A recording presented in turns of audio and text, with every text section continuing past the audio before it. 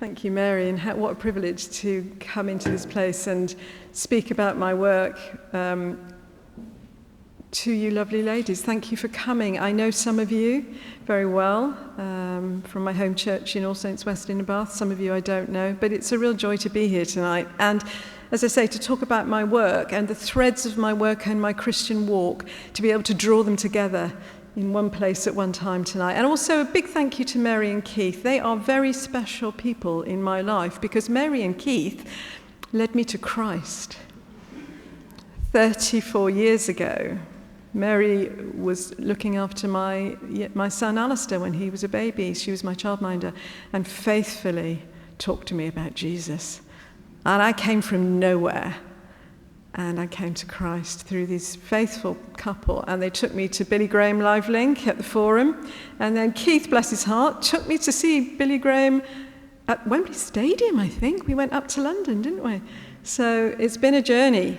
And I'm going to talk about the journey. I'm going to talk about the glass, yes, but I'm going to talk about my Christian walk as well. And as I say, what a treat to be able to do both things in one place at one time. So if we could have the first image. Where's Kezia? There you are. I need to catch your eye because that's important, yeah. So it's a bit of a whistle-stop tour. But I need to talk about the before and the after because there was a before. I mean, I became a Christian when I was in my 30s. So, you know, I was a bit of a late starter, but oh boy, did God fast-track me.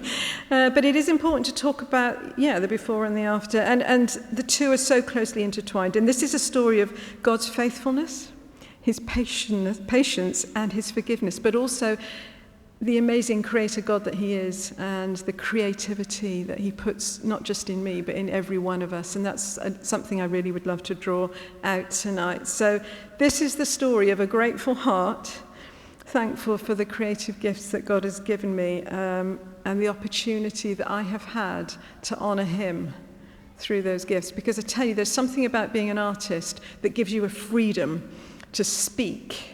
It's a communication tool. So being an artist, I can make work that celebrates Jesus, that celebrates the supernatural realm. I can do it without words. And I tell you, people are drawn to it. Whether they know Jesus or not, they recognize something. And that's because God is a creator God. And we're created by him in his image. So if the first image, that's me. You probably don't recognize me. I was 23. I was 23 years old. I'd been to art college. I studied what I thought I was going to be an illustrator, but I ended up being a glass blower. And that is because the first time I walked into a hot glass studio and saw glass being blown, I knew this is it. This medium, this material is so extraordinary, and fell in love with it. Transferred to the glass department, did a degree in blown glass. And then I was fortunate enough to get a place at Orrefors Glass School in Sweden, which is an incredible privilege. It was a factory school, so, it wasn't an art training. It was a technical school where I learned to blow glass, and I'm forever grateful for that opportunity. And then I went on and traveled around Sweden and Denmark, and I was a jobbing apprentice glassmaker, so that's how I cut my teeth. And because learning to blow glass takes a very long time. It's a minimum of 5 years to be even remotely competent, and to be a master glass blower, you're probably talking 10 years, and constant honing of skills. So where are we? So yes, if we could go for the next one. So I learned to blow glass. I learned to blow glass mainly in Sweden. I was working as an assistant in people's studios, and what an amazing process it is. Hard work, I have to say. And as I get older, the heat and the weight and the physical outgoing is taking more of a strain. But, and that is a fairly recent photograph, because I don't have any pictures of me blowing glass as a student. If we could go for the next one, yeah. So important to say that glass blowing is a collaborative thing. And ever since I was an undergraduate in Stoke-on-Trent, Neil Wilkin has been the master glass blower that I've worked with, and without his collaborative skills, I certainly wouldn't be able to have made the work that I've made. So I'm forever grateful to him, and we've had some marvellous discussions.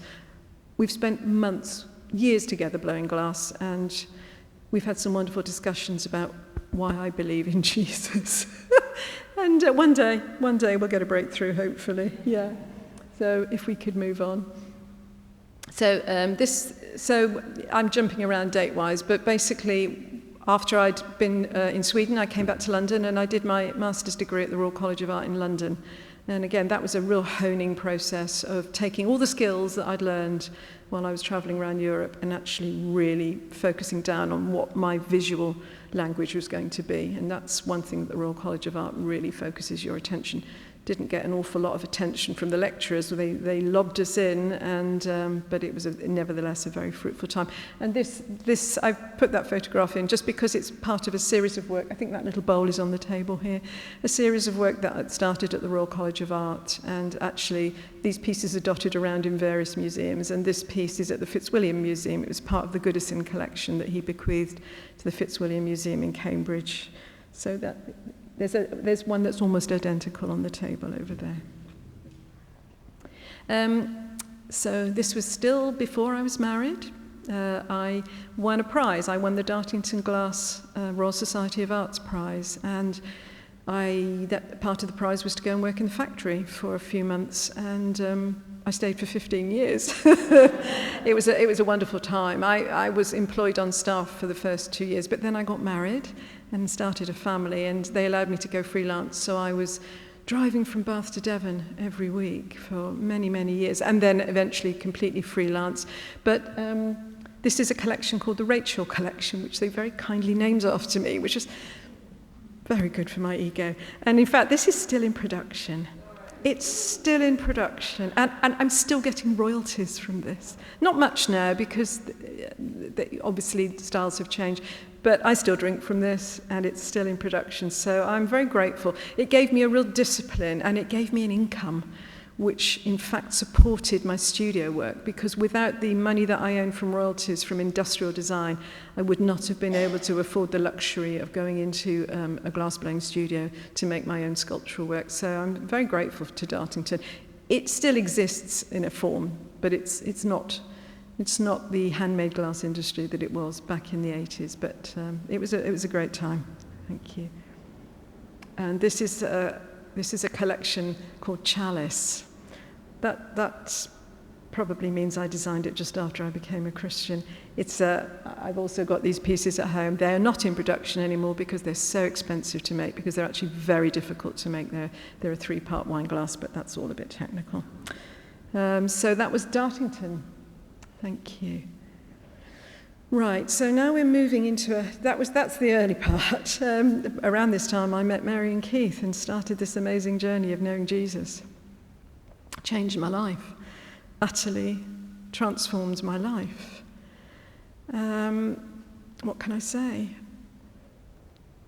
I was just devouring scripture, couldn't put my Bible down, just soaking in the Word of God, and the Psalms in particular. I have taken so much inspiration from the Psalms. And I mean, I don't know, you're probably all very creative people. You are very creative people. I dream, I daydream, I dream. I would take a psalm and I would literally go to bed at night and dream a psalm, and then I'd visualize it in glass. And so I was visualizing the Word of God in my glass. And this is a group called Chosen. And it's a love song, this, because I fell in love with Jesus. I mean, it was extraordinary, and I just wanted to give thanks through my work. This is about the fact that every one of us is chosen. Every one of us is unique. And he knows us. He knows us. I've written here in my notes, Isaiah 43, "Fear not," this is a favourite of Bridget's, a favourite scripture. "Fear not, for I have redeemed you. I have summoned you by name. You are mine." I love that. I know that I'm known, that he knows my name. And that's what this series is about. This is probably, the cushion at the bottom is probably about this big. They're big, soft, I call them cushions of glass, and they're such blown shapes, but they're softly yielding, so when I place one on another, they look very fluid. Thank you. As another, it's more asymmetric. And I use gold leaf sometimes to just signify absolute refinement. It's a visual tool. So basically, when I came to faith, I had in place the training, I had the technical know-how, I had 10 years of study and training behind me, and I had the visual, I had the vocabulary and the skills, but now I felt like I had something worth saying. I had something worth saying, and my work changed. It got very personal. Yeah. So this is a very beautiful psalm, Psalm 131. It's an absolute favourite of mine, and if you just take a moment to read it, because the next piece was inspired by this psalm. I love that. I've stilled and quietened my soul. Like a weaned child is my soul within me. My glass is very still and very centered, and this psalm is at the heart of that. So this is a piece called My Heart Is Not Proud. It's straight from Scripture.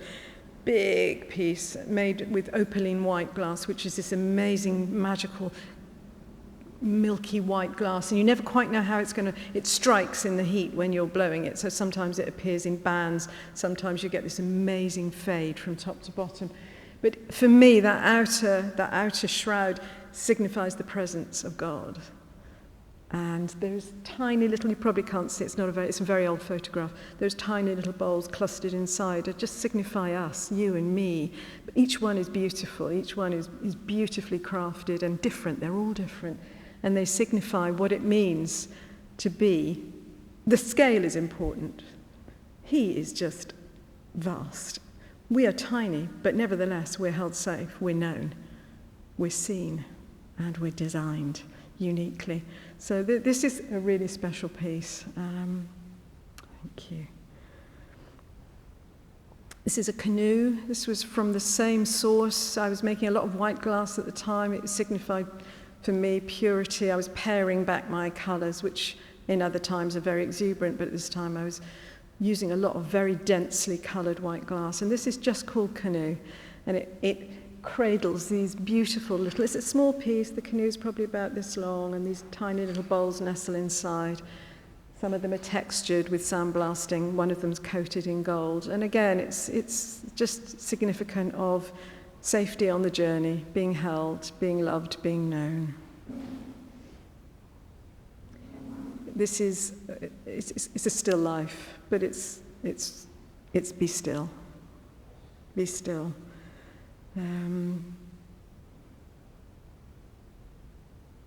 These pieces nestled within this plate. Again, same theme. Yeah, thank you.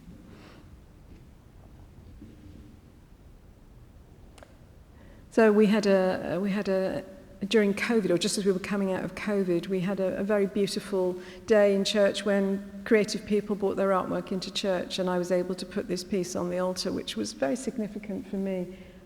I don't know if you can read what it says on, I'll read it to you. It says, safe within, it's called Safe Within. And it says, it's a contemplative piece that reflects on what it is to be seen and known and held safe in the presence of the living God. Yeah.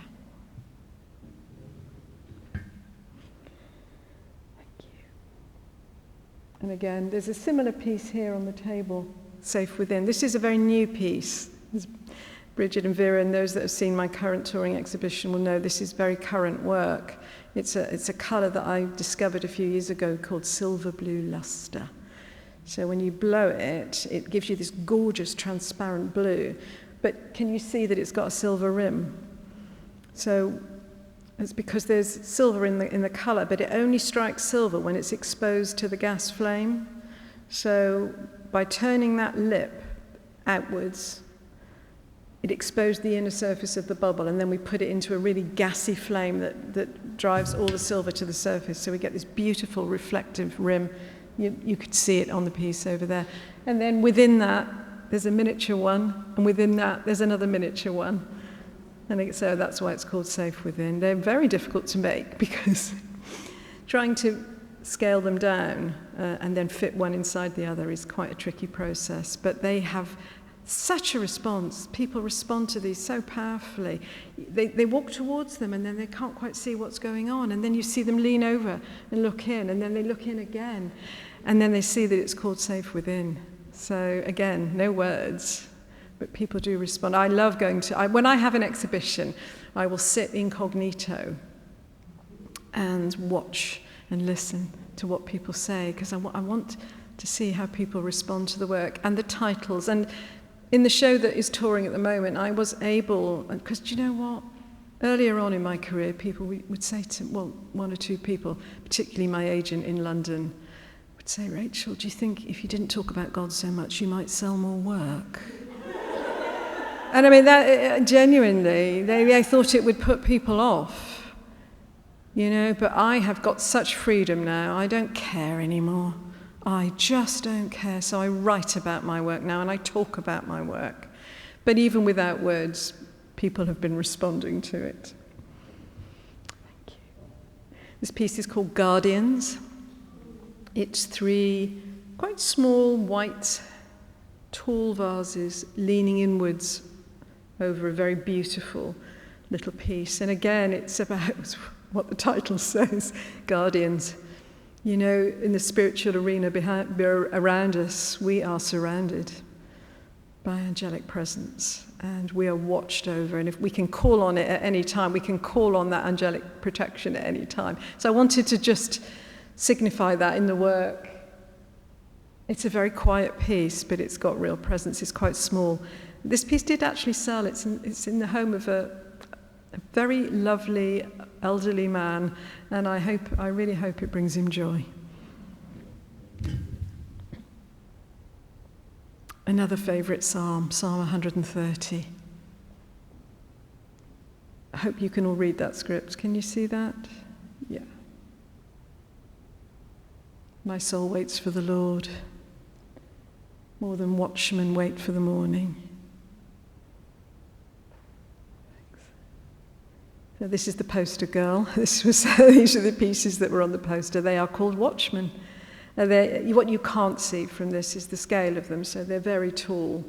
They've got a very small footprint and they frighten people. I think I've sold I make series of work over a number of years. I revisit an idea. So I work through themes and then I'll revisit them. So I love the Watchmen. People love to look at them, but they won't buy them because they're terrified of them because they're so tall. And also it's a 2-part piece. You can probably see that there's an outer tube with a transparent underlay colour, 2 colours fading one into the other. But inside is a tall white vase standing strong inside this dreamy outer sheath. And it's just about the presence of God. It's about the strength. It's about the interaction between the natural realm and the spiritual realm, and the two are sometimes indivisible. So I don't know whether I'm explaining this. I think probably it's better to look at the images than listen to me talk. But Watchmen is a series that's been very important to me. And they tend, when in an exhibition, because they frighten the curators, they tend to put them against the walls because they don't like people walking around them. So we've got Watchmen going along the walls, and it's really special. I've got a pair at home, the biggest ones we've ever made. They're absolutely huge, and I can't tell you how difficult they are to make and how skilled and how grateful I am to Neil Wilkin, the glass blower that I've always worked with. The guy is an absolute genius. He's a master glass blower. Nobody else could make them. I don't think we'll be able to make them again. I think that, there's a moment in your career when you've got all your guns blazing, when you're at the height of your powers, when you are collaborating with really skilled people and you've got all the equipment, you make these amazing pieces. Don't think we'll be making pieces on that scale anymore, but there's a few out there, so that's good. Thank you. This is a piece called Outcast. It's quite funny, actually. This piece was bought for the Crafts Council collection in London, and they photographed it, and you can see the photograph in their collection, but they didn't get what outcast meant. So instead of having it leaning out, they had them all leaning in, which is a bit of a shame. But I had this photograph taken, And yes, the name says it all. What does it feel like to be an outcast? What does it feel like to be an outsider? What does it feel like to have your head down and be on the outside? I had a retrospective exhibition at the Victoria Art Gallery, I think in 2014. So I just put this picture in just because that was such a beautiful showcase. In fact, the two Watchmen that you can see in there are the two that I was telling you about. They're at home, and I'm never going to sell them, but I absolutely love them. They are on my mantelpiece in my living room at home. And then we've got My Heart Is Not Proud and a big white dome, which is Safe Within. That was such a holy showcase. And people used to just stand and stare at it. Yeah. It'd be lovely to have another retrospective at the Victoria Art Gallery. I'm working on that because my shows, yes, all you lovely ladies that drove for 4 hours to see my exhibition in the northeast or in North Wales, it would be really wonderful to bring it home and have one nearer to home. Thanks, Kez. And this is Neil and I working, making some very tall tubes. So we have one person standing on something, we christened it the gallows, but it's a very tall crate because these pieces are so tall. They're up to 1 metre high, these tubes. I'll show you a photograph of what they look like when they're finished. And they're so hot, so Neil has to wear a visor. And I'm protecting his hand from the heat of this piece while he's stretching it. So we have to be really fast while it's still molten and flowing. We hand it up to somebody on the balcony and we stretch it down. And I'm keeping it straight so that it doesn't twist or contort. But if you go on to the next slide, this is the team that I'm working with currently. So Neil's in the bench, and this is the studio in Hilperton. There's a fantastic glass-blowing studio at Hilperton. My home group have been there, I think. This is Katie Husky and James Devereux with Neil Wilkins. So when we're making really big pieces, we need extra help. It's such hard work, and it's heavy lifting. And Neil's the same age as me now, so we get a different generation. And it's good for them because they learn, we're sharing skills as well. This is making one of the big orbs for the Safe Within piece. And I'm just, look like I'm standing there doing absolutely nothing, but just directing. Yeah. Thanks, Kez.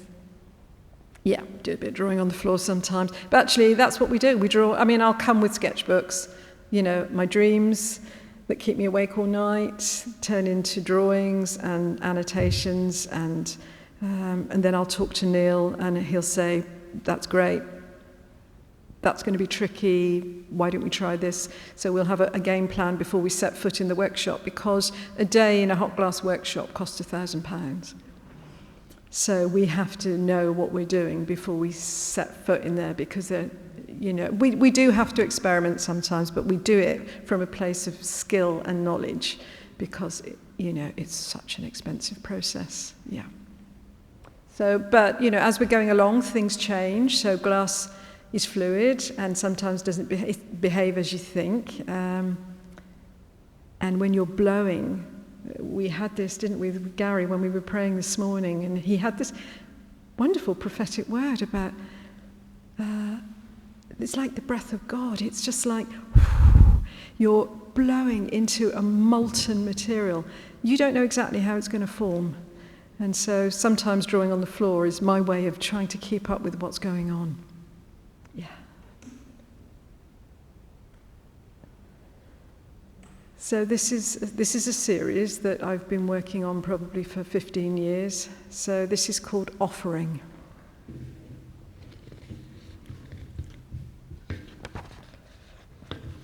And like the chosen pieces, it starts with a big blown cushion. So we blow a big bubble, hold it up in the air while it's still molten, and it'll sag back into itself and create this beautiful fluid cushion form. And on that cushion, I place beautifully wrought objects. So there's a miniature one over there that you can see. The colours are extraordinary. And that's because I use pure colour a lot of the time. It's like taking a tube of oil paint and squirting it out and using the paint in its solid, undiluted form. I do that with rods of coloured glass. It's really expensive. This is a piece This is a piece of solid yellow. It's called canary yellow, and we buy it in sticks. But there's no other way of getting that intensity of colour other than by using it in its pure form. So it makes quite a statement.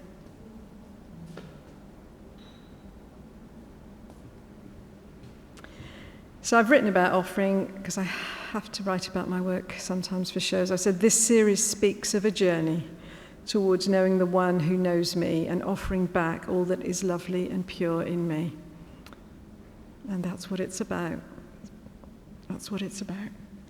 So, yeah. This has been a series that has sold. People really respond to this, and they can picture these pieces in their house, so that's good. This is a plate rather than a cushion, but again, it's a still life with beautiful objects placed on it. I don't know if you can see that. This is called Ghost Offering. This is very recent, and I've submitted this to the Corning New Glass Review, which is a worldwide review, so I'm waiting to hear whether it's been selected. It's all white. It's an opaline cushion with white fruits and pebbles and objects placed on it. Some of you have seen this piece. Yeah, it's an extraordinary piece. It's extraordinary. Yeah. That's absolutely pure. Yeah. So a few slides back, you saw Neil and I in the workshop making these stretched tubes. So those tubes form part of a series that I just call vertical. So these aren't particularly deeply personal, but they are just a joyous colour delight. They are just a delight in aesthetics, and also they sell very well. So they have funded a lot of the more personal work. These pieces sell well, and because they have a small footprint, there's a version of it over here as well. So these tubes we might make, depending on how big they are, up to 1 metre high, we might make 10 in a day if we have a good day, maybe 12 or 15 if they're smaller. And they have to go into a cooling oven for 2 to 3 days, and then we take them out and saw off the waste where it was joined to the pipe, and then I use them like I compose a 3-dimensional painting with them. So I by making these tubes, some of them are plain, some of them have got these amazing coloured stripes down them. And when I've got a table full of them, then I start to compose. And some of them, the biggest one, which I think I've got an image of, was 40 tubes, and that went into Canary Wharf. So that's public art in Canary Wharf in London. This is a more dainty little 3-tube, but this is an absolute favourite of mine. And these are worshipping pieces. They are, I mean, I think they're quite subversive. Some of my work is subversive. I just call them vertical, but I just think, come on. These are about worshipping God. They are so full of joy and colour. And that orange stripe, you can't see it from the image, but that is a solid daub of molten orange glass that goes up the side. It stands 5 millimetres proud. It's really lovely. Yeah. Oh, this is the vertical 40 that's in Canary Wharf in London.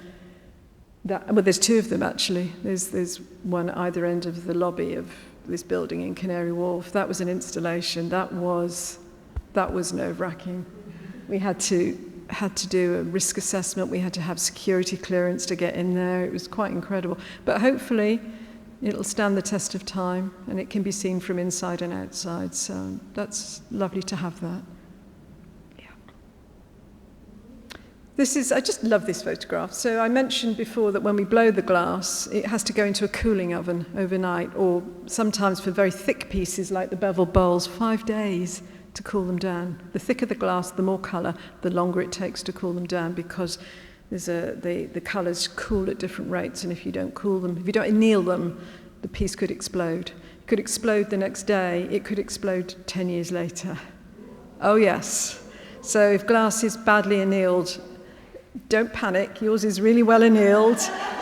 Neil is an absolute stickler for annealing glass properly, so we always err on the side of caution. So that's the annealing oven. So that's opening the door in the morning and seeing what we made the day before. And what we made the day before were all of those beautiful tubes, like these.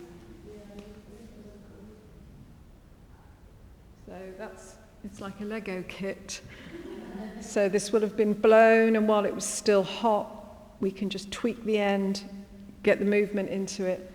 Then we put a couple of little pegs on the side and hang it on a rack in the oven so that it doesn't touch anything while it's cooling. And that was the sight that met me.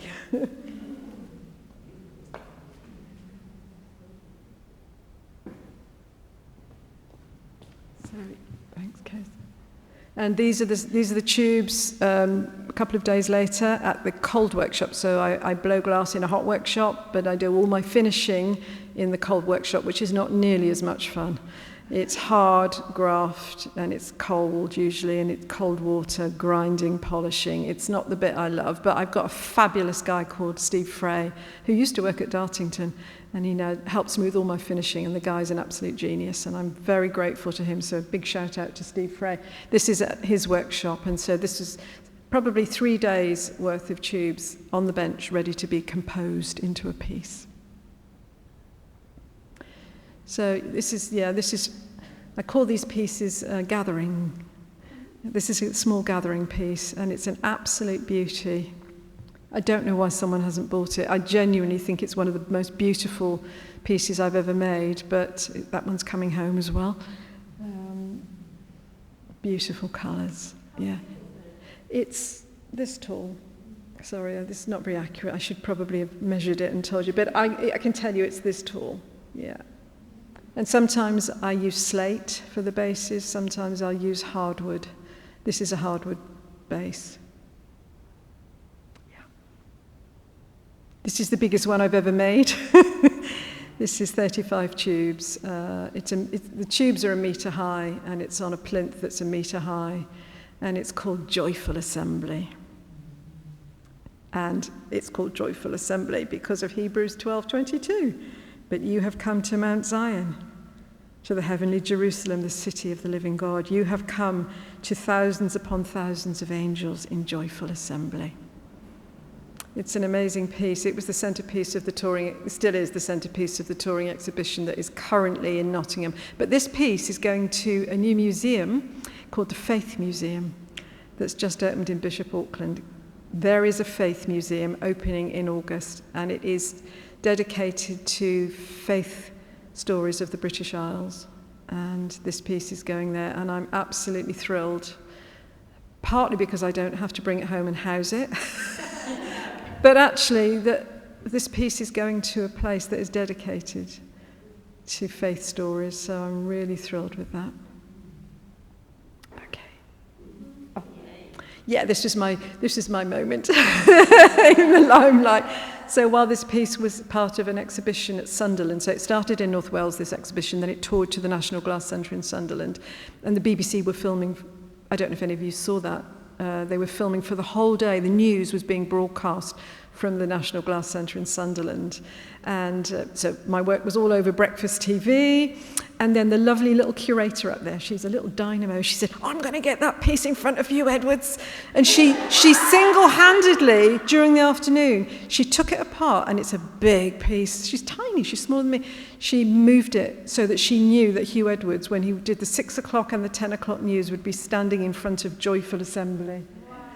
But there's actually more to it than that, because that was the day that there was almost a riot in Westminster because there was going to be a vote of no confidence in Liz Truss, I think. Do you remember there were almost scuffles in the lobby of Westminster? And he was talking about that, and then there's this piece behind him. And I'm going, joyful assembly. It wasn't a very joyful assembly in Westminster that day, but there was a joyful assembly going on behind Hugh Edwards. So, very special moment. Thanks, Kez. So just to finish off now, so this is a photograph of the exhibition in Ruthin in North Wales. So Neil and I started making for this exhibition before, my husband died 4 years ago, and it was a very tough time. And Neil, I think, he knew I needed a project, and he got some funding from Welsh Arts to put together a big show, and he wanted to do it with me. So we started work on this show with funding from Welsh Arts, and then COVID hit. So I think many of you know how long it took to put this show together, and you faithfully prayed for me as I was First of all, not because he works in Wales. His workshop is in West Wales. Couldn't even get across the bridge, couldn't get into Wales. So there was it was very difficult. But we eventually got the show out there, and it opened last summer in North Wales at a very fantastic gallery up there. And then it toured to Sunderland. Now it's at the Harley Gallery in Nottingham. It comes down in 2 weeks, and then I'm taking part of it to the Faith Museum. So this is Ruthin, and then this is Sunderland. So the flowers, those amazing flowers are Neil's. That's Neil's work. Phenomenal. He's brilliant with metalwork as well and welding, so he puts together these extraordinary... he's inspired by nature. These are the conversations we had. I'm inspired spiritually and through my faith. He is inspired by the beauty of nature, and he's so close. He's so close. And he makes the most beautiful work. So that beautiful little plantation at the front is Neil's. Yeah. It is a joyful assembly. People literally, they walk in and just go. And it was a lovely journey to watch, because they would come in and go. And then after a while, they'd start to walk around, and then they'd see my quiet little pieces. And then it would bring them into land in a different part of the gallery. And that's exactly what we wanted. It was a journey. Yeah. Oh my gosh. Oh yeah, we had to go up a stepladder to assemble them. I was passing the individual curves up to Neil, and he was at the top of a stepladder. Yeah. Okay. Just to say that new work, you know, the COVID interruption was really tough, but I did a lot of praying, thinking, drawing and dreaming in that time, and it was fruitful. And I genuinely mean that. And I started to make these fruit bowls, and they are very beautiful, and this is one of the loveliest pieces that's currently in that show. And again, it's lined with this incredible amethyst luster, which has got this slight metallic surface on it. I think this is the last shot, because I also want to say that lovely young man who's towering over me is the lovely baby that Mary Warren was childminding all those, and is her godson. My lovely Alistair and my daughter Bethan. And what an inspiration they are as well.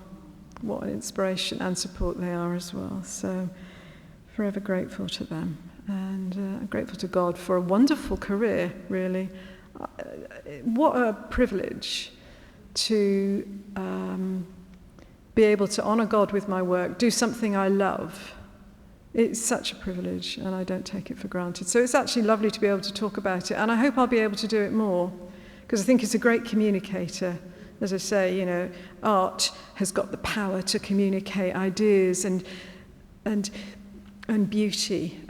I know I've asked this question sometimes because it's a great question, but do you know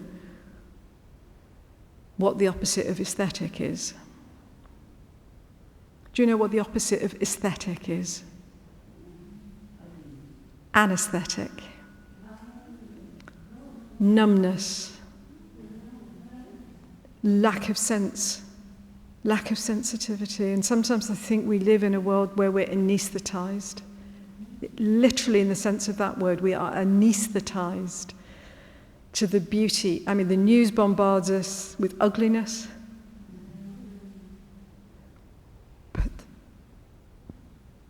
But we're surrounded by beauty, and we need to fix our eyes on that which is good.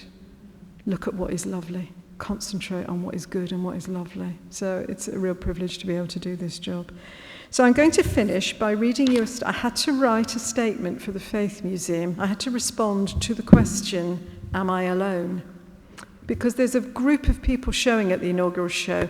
Obviously, I'm a committed Christian, but they're not all. They are all spiritual artists, but there's quite a mixture of things. But I was asked to respond to the question, am I alone? And so I'm going to finish with what I wrote, because it's a good summary.